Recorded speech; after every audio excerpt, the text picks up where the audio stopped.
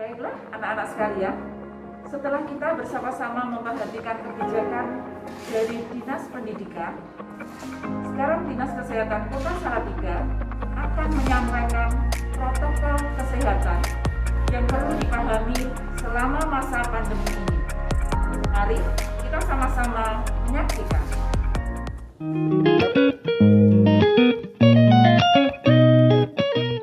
Assalamualaikum warahmatullahi wabarakatuh. Halo Sobat Sehat, perkenalkan saya Dr. Yulia dari Puskesmas Mangunsari Salatiga, Dinas Kesehatan Kota Salatiga. Gimana nih kabar Sobat Sehat di rumah? Saya harap Sobat Sehat dalam kondisi sehat walafiat tanpa kurang satu apapun ya, termasuk terhindar dari penyakit-penyakit seperti COVID-19. Gimana nih caranya supaya kita terhindar dari COVID-19? Pastinya kita harus menerapkan protokol kesehatan di era pandemi COVID-19. Ada berapa protokol kesehatan yang harus kita perhatikan? Ada 6M. Yang pertama, menggunakan masker. 2. Menjaga jarak. 3. Mencuci tangan pakai sabun. 4. Menghindari kerumunan. 5. Mengurangi mobilitas. Dan yang keenam, menghindari makan bersama. Yuk kita bahas satu-satu. Protokol kesehatan yang pertama yaitu memakai masker. Kenapa sih kita wajib menggunakan masker? Dengan menggunakan masker, kita diharapkan bisa terhindar dari paparan virus termasuk penyebab COVID-19. Ketentuan penggunaan masker adalah sebagai berikut. Yang pertama, masker yang kita gunakan harus sesuai standar, yaitu memiliki 3 lapis atau Sobat Sehat bisa menggunakan masker medis sekali pakai, terutama jika Sobat Sehat dalam kondisi batuk, pilek, atau sakit tenggorokan. Jangan lupa untuk secara rutin mengganti masker kita setiap 4 jam sekali, atau jika masker kita dalam kondisi sudah kotor atau lembab atau basah. Sobat Sehat tidak boleh bertukar-tukar masker ya, dan paling tidak kita harus memiliki minimal 3 masker. Belajar bersama cara memakai masker yang benar yuk. Yang pertama, pastikan tangan kita dalam kondisi sudah bersih. Sudah cuci tangan pakai sabun atau menggunakan hand sanitizer. Saat memakai masker, pastikan kita hanya boleh memegang bagian talinya saja, tidak boleh memegang bagian dalam ataupun luar masker. Prinsip penggunaan masker yang benar, kita harus menutup rapat bagian hidung, mulut, dan juga dagu kita dengan masker. Saat ingin melepas masker, kita juga hanya boleh memegang bagian talinya saja, tidak boleh memegang bagian luar maupun dalam masker. Melepas masker yang telah kita gunakan dengan hanya memegang tali dan segera kita masukkan ke dalam kantong plastik yang sudah kita sediakan untuk kita bawa pulang, untuk kita cuci atau langsung kita buang.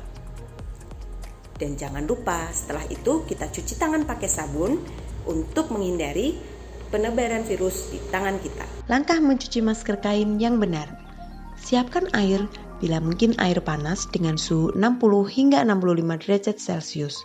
Tambahkan deterjen dan rendam masker beberapa saat. Kemudian kucek masker hingga kotoran luruh.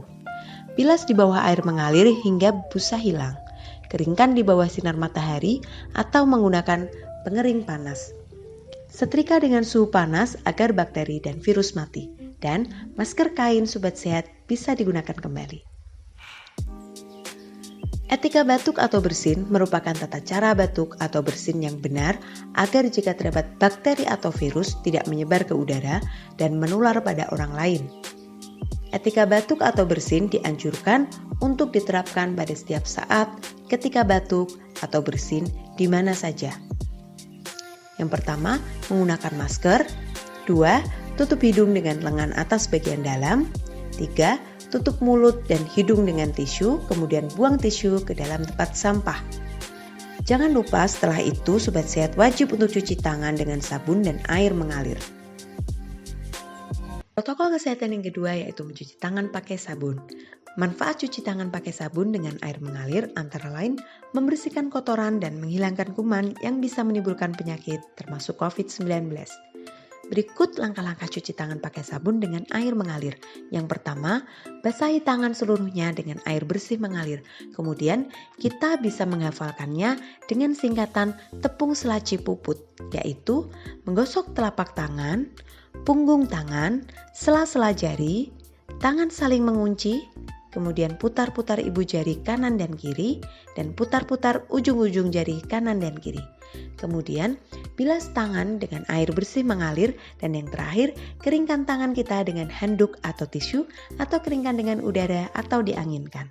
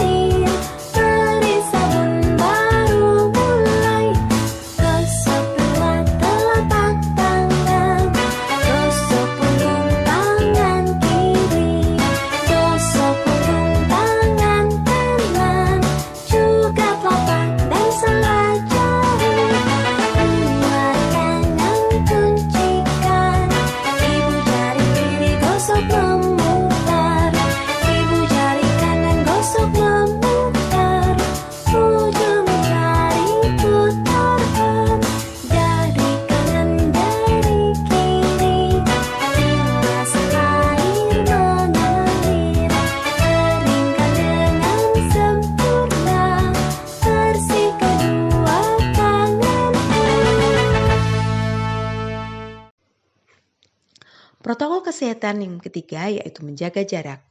Menjaga jarak bermanfaat untuk menghindarkan diri dari penularan droplet, juga menghindarkan diri dari penularan transmisi penyakit dari orang lain, baik yang bergejala atau tidak bergejala. Menghindari kontak fisik atau physical distancing, menjaga jarak 1,5 meter seperti pada saat di kelas, kantin, antri cuci tangan, dan kegiatan lain selama beraktivitas di satuan pendidikan dan di perjalanan. Menghindari kontak fisik seperti berjabat tangan, atau cium tangan, atau cium pipi, bahkan berpelukan dengan teman ataupun guru. Jika Sobat Sehat nanti sudah mulai pembelajaran tatap muka, pastikan bangku atau meja Sobat Sehat dengan teman sekitarnya paling tidak berjarak 1,5 meter seperti ini ya. Kemudian dimanapun Sobat Sehat berada, termasuk saat antri cuci tangan, harus berjarak 1,5 meter. Menghindari kontak sosial atau social distancing. Cara menghindari kontak sosial bagi warga satuan pendidikan yaitu dengan tidak mengadakan atau menghadiri pertemuan yang mengundang orang banyak atau mengakibatkan orang berkumpul seperti pertemuan komite atau orang tua, orientasi siswa secara langsung, studi wisata, dan lain-lain. Protokol kesehatan yang keempat yaitu menghindari kerumunan. Semakin banyak dan semakin sering kita berinteraksi dengan orang banyak, maka kemungkinan untuk terpapar virus semakin tinggi. Protokol kesehatan yang kelima yaitu mengurangi mobilitas. Ingat ya, sedapat mungkin kita tetap ada di dalam rumah atau tempat tinggal kita, kecuali jika ada keperluan yang sangat mendesak, seperti membeli obat, atau membeli bahan makanan, atau pergi ke sekolah, dan lain-lain. Protokol kesehatan yang keenam yaitu menghindari makan bersama. Saat Sobat Sehat makan bersama dengan teman-teman, pastinya Sobat Sehat dan teman-teman melepas masker, bukan? Nah, saat kita melepas masker, maka ada kemungkinan kita bisa tertular virus dari teman kita, atau bahkan kita yang menularkan. Jika nanti Sobat Sehat sudah mulai pembelajaran tatap muka, ada hal-hal yang perlu dipersiapkan satuan pendidikan dalam penyelenggaraan tatap muka. Yang pertama, sekolah Sobat Sehat dipastikan ya harus tersedia air yang bersih dan cukup. Sarana cuci tangan pakai sabun tiap ruangan dan lokasi yang strategis. Ventilasi memadai, sarana prasarana desinfeksi rutin tersedia, toilet yang bersih dan layak, terdapat pengukur suhu, meja atau bangku berjarak 1,5 meter, terdapat satgas atau gugus tugas, alur yang jelas untuk masuk atau keluar dan alur antar ruangan, dan juga terdapat protokol untuk tamu. Terdapat informasi pencegahan COVID dan perilaku hidup sehat, dan pastikan ada label pada sarana luar kelas agar memenuhi prinsip jaga jarak. Protokol kesehatan yang perlu diperhatikan mulai dari sebelum berangkat ke sekolah hingga nanti kembali ke rumah adalah sebagai berikut. Yang pertama, sebelum berangkat ke sekolah, pastikan kita sudah sarapan atau konsumsi makanan bergizi seimbang yang terdiri dari karbohidrat, protein, vitamin dan mineral sesuai kebutuhan porsi sekali makan yang benar.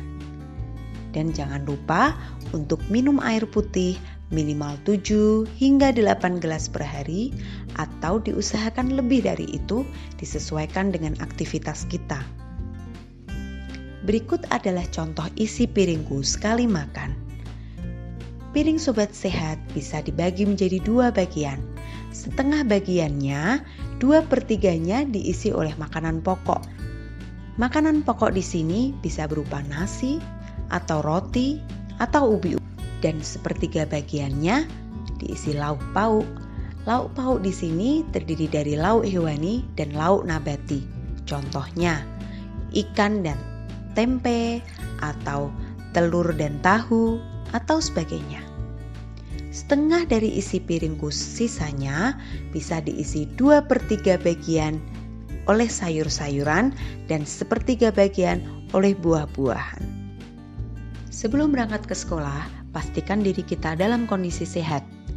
Kita tidak boleh memiliki gejala berupa suhu lebih dari sama dengan 37,3 derajat Celcius atau memiliki keluhan berupa batuk, pilek, sakit tenggorokan, dan atau sesak nafas. Pastikan kita menggunakan masker kain 3 lapis dan jangan lupa membawa masker cadangan serta membawa pembungkus untuk masker kotor. Jangan lupa untuk membawa hand sanitizer dan membawa makanan beserta alat makan dan air minum sesuai kebutuhan. Membawa perlengkapan pribadi meliputi alat belajar, alat ibadah, dan alat lain sehingga kita tidak perlu pinjam-meminjam. Protokol kesehatan selama di perjalanan, yang pertama, kita tetap harus menggunakan masker dengan benar.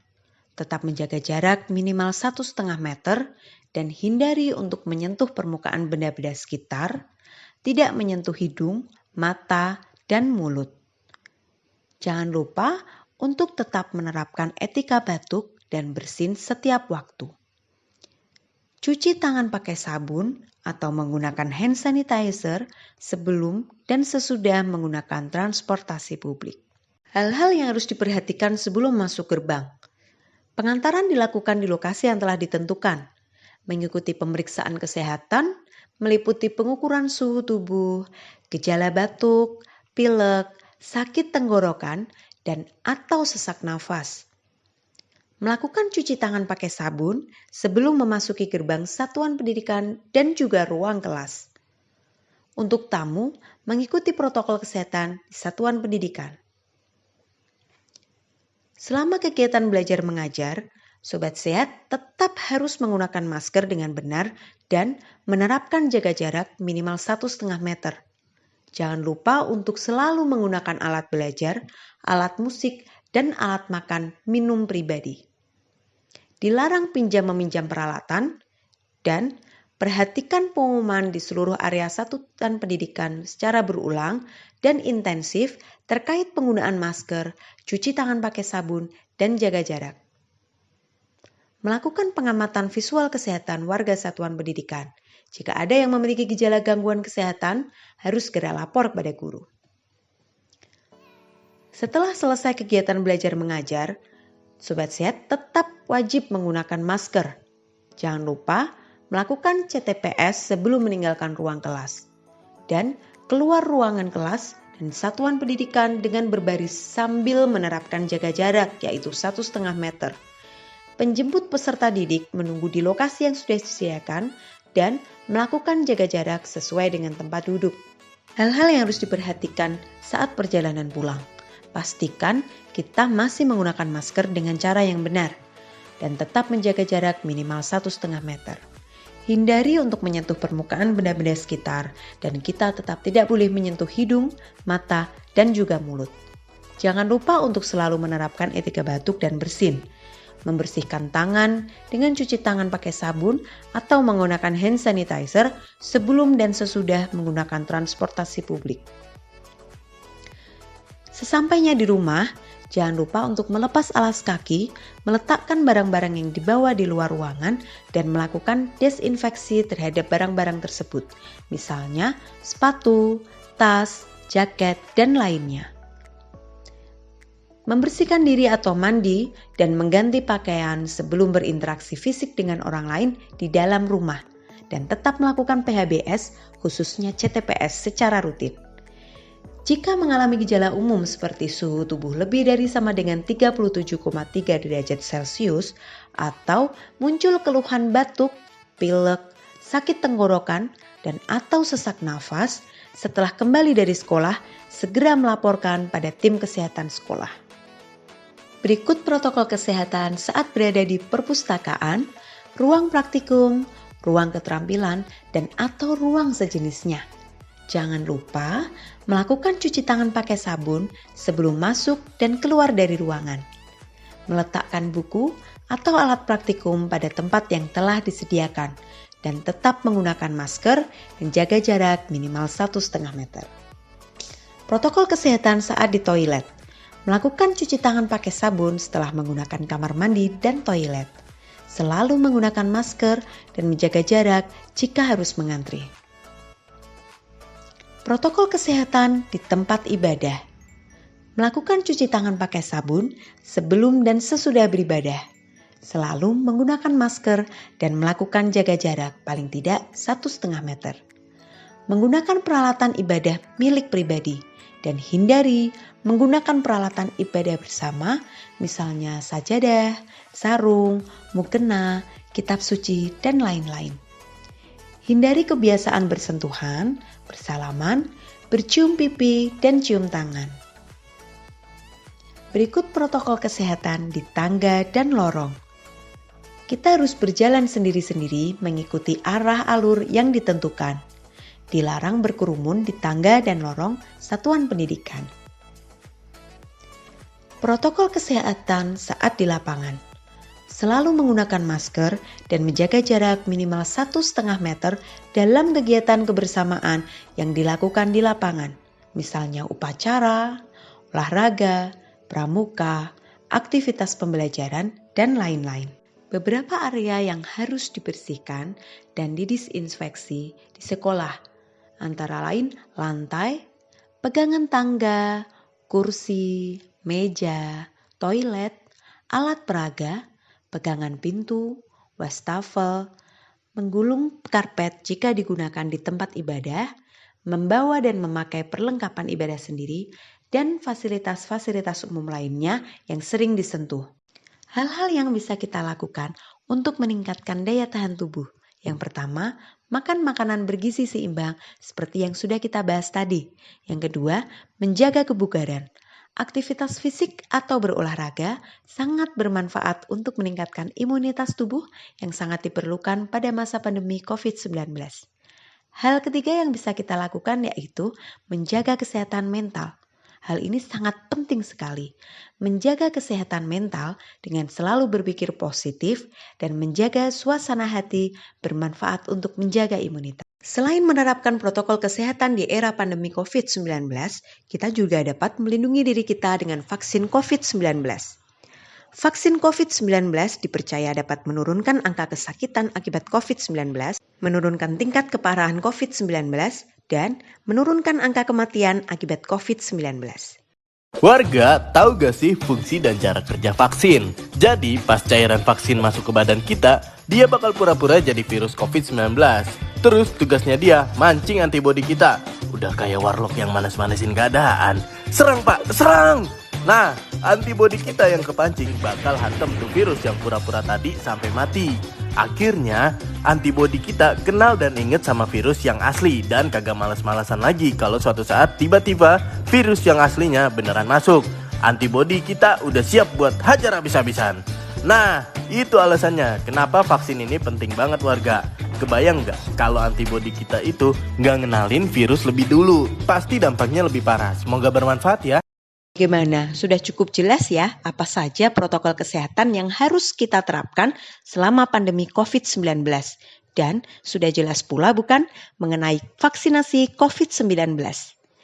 Semoga materi yang saya sampaikan bermanfaat untuk sobat sehat di rumah. Sekian dari saya. Wassalamualaikum warahmatullahi wabarakatuh.